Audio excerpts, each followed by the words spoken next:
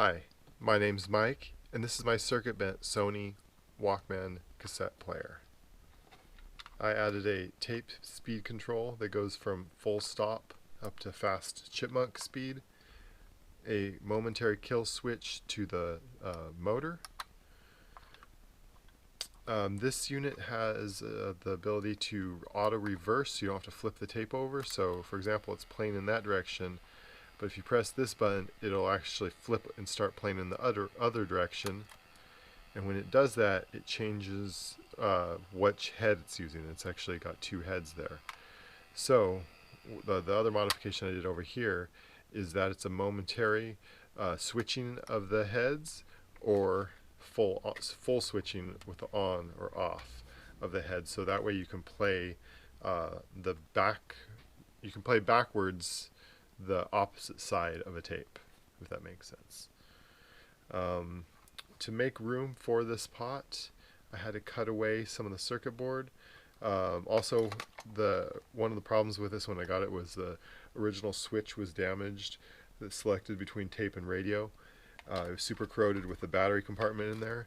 So I cut away part of the AM/FM tuner and removed a few of the parts to make room for that pot to fit in there.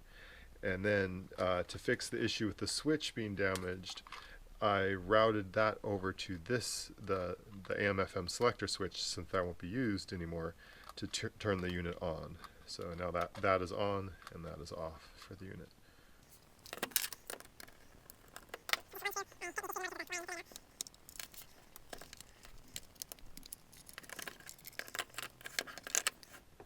So we've got this pot just wired out. There was a trim pot on this model that was right in here.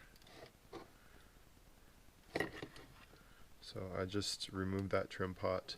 There was also a little surface mount resistor in here that if I just wired right to the trim pot, I couldn't get full stop. So I had to jump past that resistor and able to get full stop with the motor. Then the switch, the momentary for the reverse on the opposite side of the tape, the two contacts is just two wires. The momentary and switch are wired together, and they just come out and wire to where the orange and blue wires are connect to on the board, and those run out.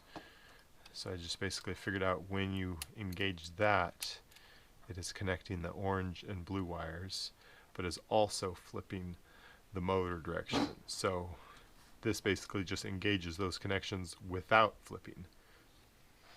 So it gets the head to flip without the motor direction to flip. And then that's pretty much it, except for the power switch.